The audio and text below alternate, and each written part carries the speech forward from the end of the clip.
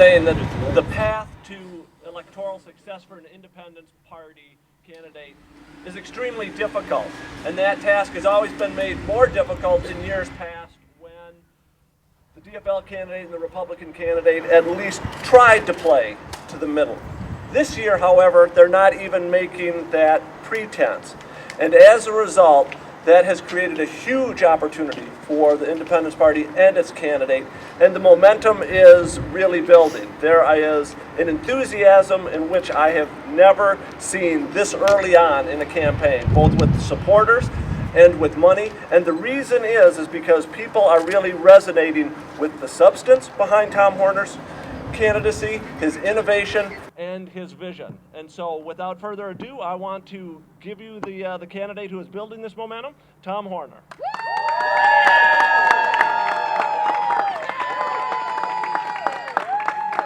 Well, thank you, Jack. Thank you to everybody. Thank you to Jim Mulder. Well, one of the real treasures of this campaign, one of the great moments was when Jim accepted the invitation to join the campaign. I told Jim at that time that he was one of those few decisions in a campaign that is a game changer, and I think that has been proven true time and again for all of the work that Jim and his wife Carmen have done to make this campaign a success. But I also, yeah, absolutely. I think one of the other game changers are the people who gather around a campaign, the people who lend their credibility to a campaign. And what really pleases me about having Governor Carlson on my team now is not just that he's endorsing the candidacy, but he comes with the credibility to endorse the ideas, the vision that I'm trying to bring to Minnesota. The acknowledgement that we really do need to make decisions for the long term. We need a governor for the next 4 years, 8 years, who is focused on the future. And Governor Carlson understands what it takes to come into office facing difficult challenges and what it takes to succeed. And that's the great honor that I have in his endorsement. And so I don't want to take time away from the star of today's show. And so without further ado, let me introduce Governor Carlson. Thank you very much. Wow. He even has the voice of a governor. No, this is wonderful. We've had a marvelous, marvelous day. Started out at 6 o'clock this morning, went down to Rochester, had a good rally, and here we are today in St. Paul, and now we go up to St. Cloud and then back into the metro. But this is what campaigns are about, and the reason I decided to get involved in this campaign is frankly very simple. And that is, during my lifetime, I think this is the most critical state election that we have. And I want to do everything I can to make Minnesotans pay attention and participate. Once they pay attention, I'll guarantee you a landslide for this gentleman. I mean that. And the reason is this. We have spent the last 8 years basically kicking the can down to the future, not making the kinds of tough, hard choices that a good governance system has to make. And the result is we now have a deficit of about $6 billion, but much more importantly, I would argue, is the ongoing structural deficit into the out years of about 1.5%, which is going to be anywhere from $400 to $600 million per biennium. That means we're not going back to the old system. This isn't just a temporary blip and then we'll be back where we were. Frankly, that was the case of what I inherited in 1991. We knew that once we got over the hump, we could go back, if you will, to a state of normalcy. So I think the focus of the campaign ought to be on a couple of factors. The first is, what are you going to do to take care of the deficit? I would argue, with all due respect to all candidates, and let me just say this at the outset, I like Mark Dayton very much. I mean that. He's a good, sincere, hardworking person. I've met Tom Emmer. He's a good man. The issue is policies, because whoever gets into that office is going to have to execute those policies. And I honestly believe you cannot tax your way to success. It won't work. All you're doing is delaying the inevitable once again, and the job loss will be significant. On the other hand, you can't cut your way to success. And let me amplify this. If you could cut your way to success, why hasn't somebody in the legislature or somebody in the administration submitted a bill that said this is how you cut yourself back to where the deficit was? And the answer is because they can't. And so all you hear now is endless delay, delay, delay, delay. What Tom Horner has done is sit down very thoughtfully with his team and say, okay, what is the right thing to do? Because that's where it is. What is the right thing to do? And he submitted a plan to broaden the sales tax, lower the rate. Is it controversial? Of course it is. Will it inflict pain? You bet your life it will. But we no longer have any choice other than the infliction of pain. But the real test is, where do we go and what do we look like in the so-called out years? Who's going to build an approach that gives us a strong future, a future for our children, a future for the well-being of Minnesota as a whole? And the answer is Tom Horner. And it's not an accident you've seen so many positive editorials praising the thoughtfulness and the thoroughness and the courage of those proposals. They are the right proposals for Minnesota. And I think it's imperative for every single one of us as Minnesotans to put aside our political differences and begin to realize that our real loyalty is not to a political party. Our real loyalty is to the well-being of the state as a whole. And so I decided to get involved in this campaign. I don't want to sit on the sidelines. I want to be an activist. I've told Tom Horner, wherever you want me to go, whenever you want me to go, let me know, and I'll do my best to be there, and I mean it.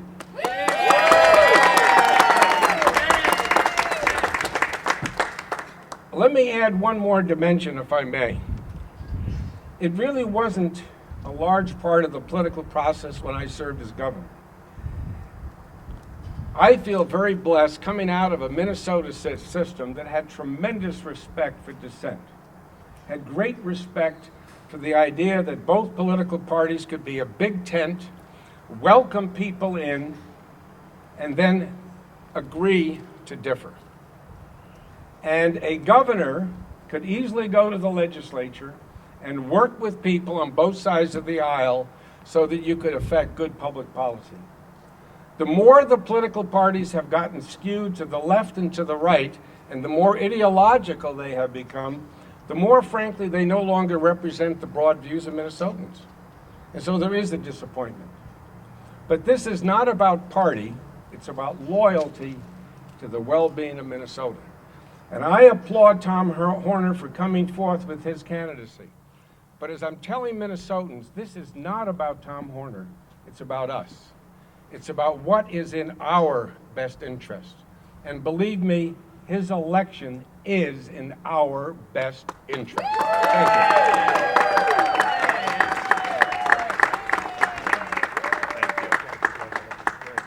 And with that, be happy to take any questions that you might have. So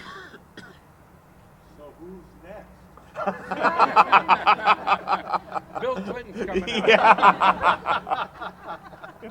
Well, it's great in this week of governors and former governors that with the Governor Jindal coming tonight, with former Governor Clinton coming later this week, that I have the former governor who actually speaks to Minnesota to what it takes to make a successful state. Governor Carlson, you mentioned the harshness of politics and the way things have changed. Yeah. Republicans already, the party officially put out a press release calling you an Obama supporter who was governor during the carefree, easy time. Did you respond to that? Oh, yes, I can. What would they be saying if I had endorsed Tom Emmer? I would have been the most magnificent governor in the history of the state of Minnesota, and certainly its best looking.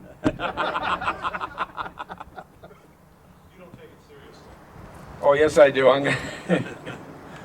No, I think I've answered the question, and that is that, look, we've got to stop this demonization of people with whom we disagree. I mean that. And let's talk about public policy. What has been happening for the past 15 years, maybe even longer, that's bothering me, is increasingly we're all getting sucked into this notion of the politics of politics. And we're moving away from the politics of substance. It was substance that built this country.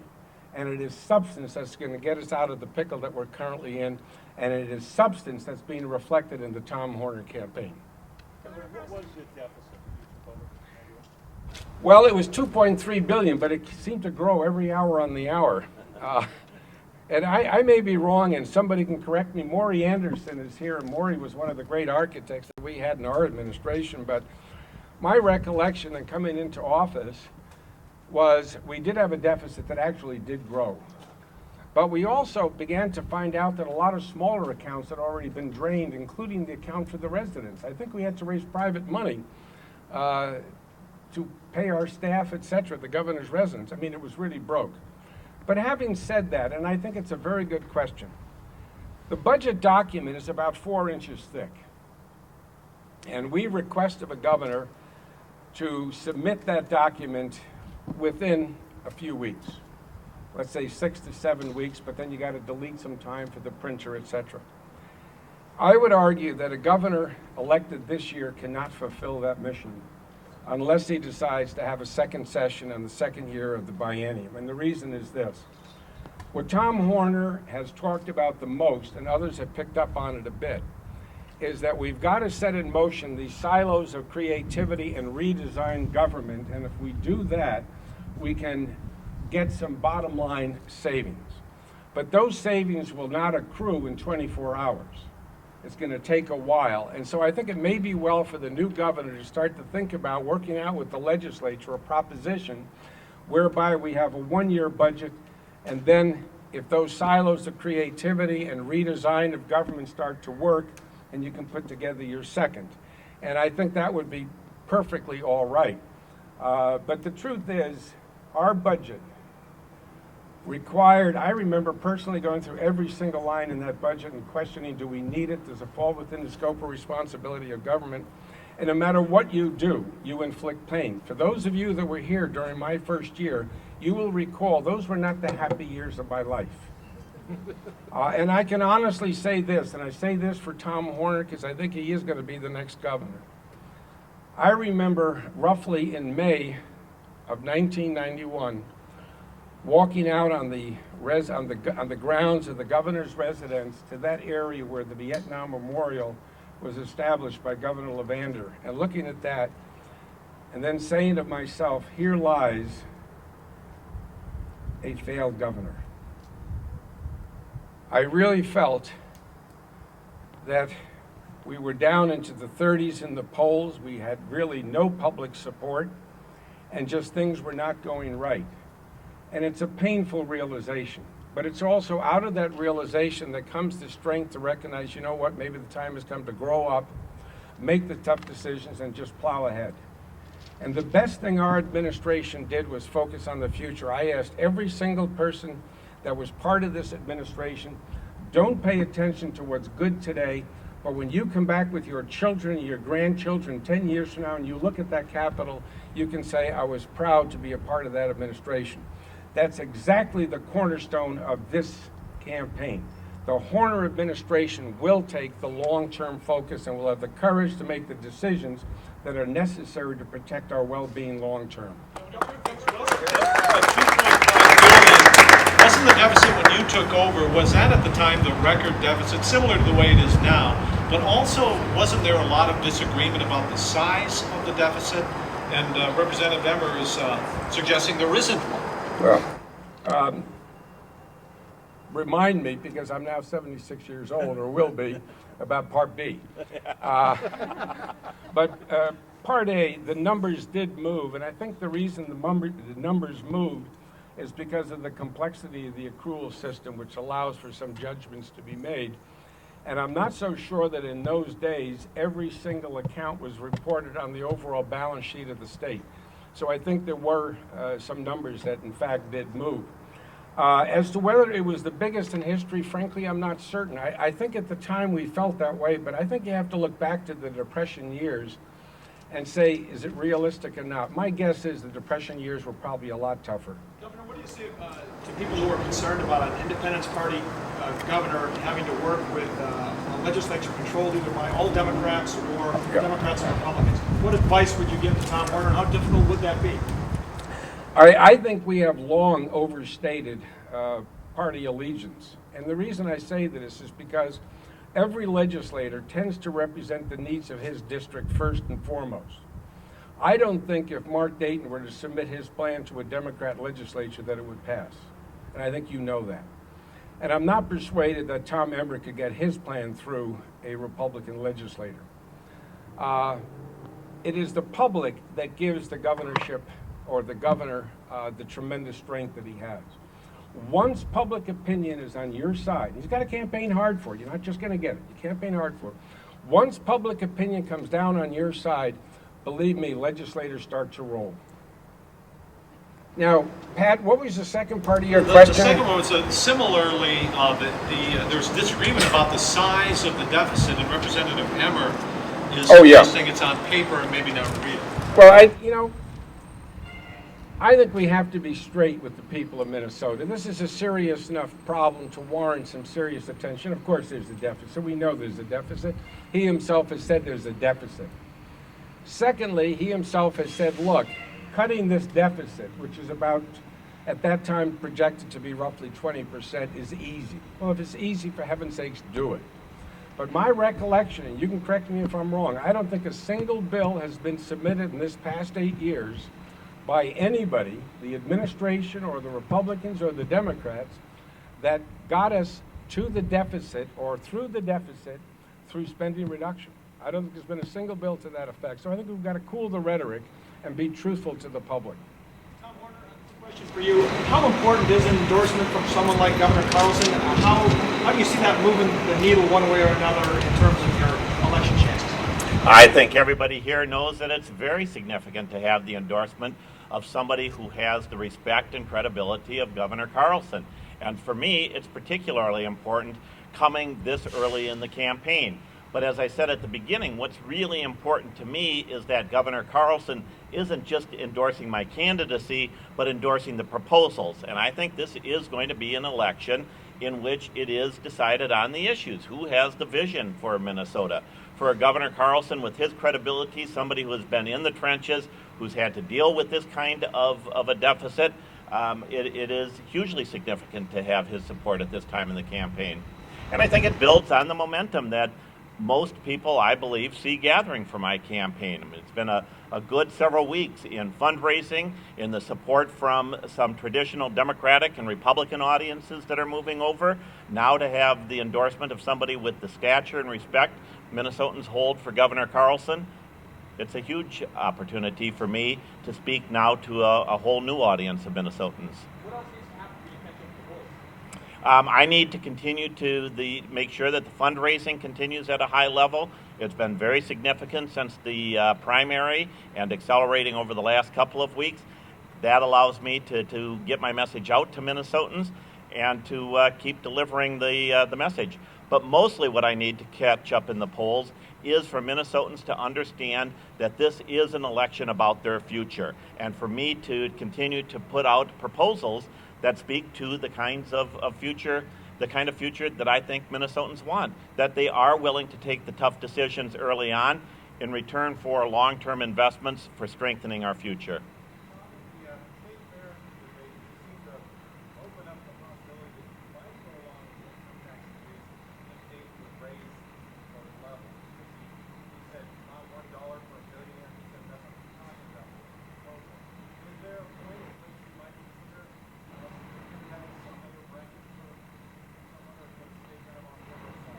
Well, keep in mind that my proposal from the beginning, from the day that Jim and I announced it, does include $200 million in new revenue from closing tax deductions, the so-called tax expenditures.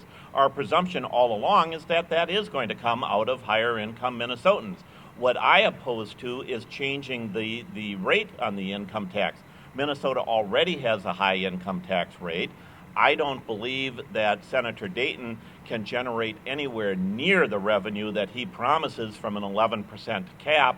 I think he's going to have to drop his income levels much lower to get the revenue.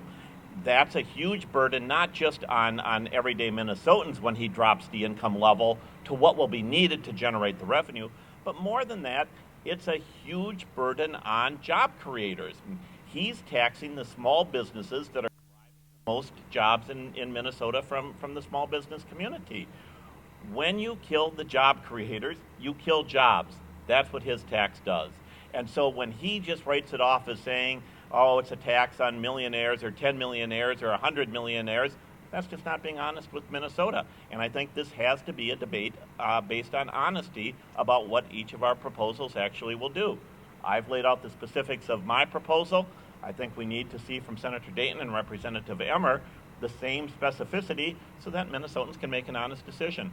In terms of this endorsement, you say it allows you to speak to a new audience. Can you describe who that audience is? Sure. I think when you have somebody of the stature of Governor Carlson, a lot of people who maybe haven't started paying attention yet to the campaign in general, maybe even to my candidacy in particular, now start to pay attention to say, well, wait a second, if somebody like Governor Carlson, somebody who has the respect of Minnesotans the way Governor Carlson does, is willing to put his credibility, his reputation on the line, maybe I ought to pay attention to this guy.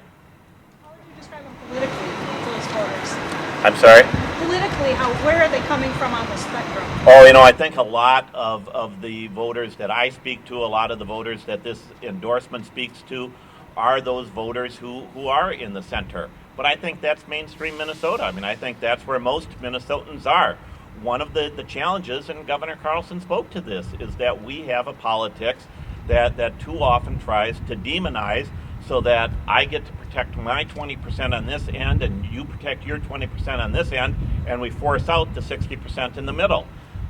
Those are the people that I want to speak to. I think those are the Minnesotans this endorsement speaks to, and it's also how I'm going to run my campaign. I've made the promise, and I will stick to it, and I mean it in absolute terms.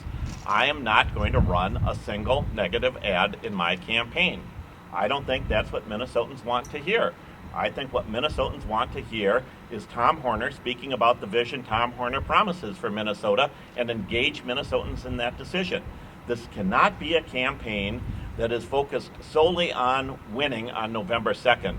Given the difficult challenges that we face as a state, not just in the next year, but in the next 4 years, 8 years, this has to be a campaign that builds a mandate for the winner to govern come January. And you only do that by being honest with voters, by putting out specific proposals, and by saying the same message to the same audience wherever you are.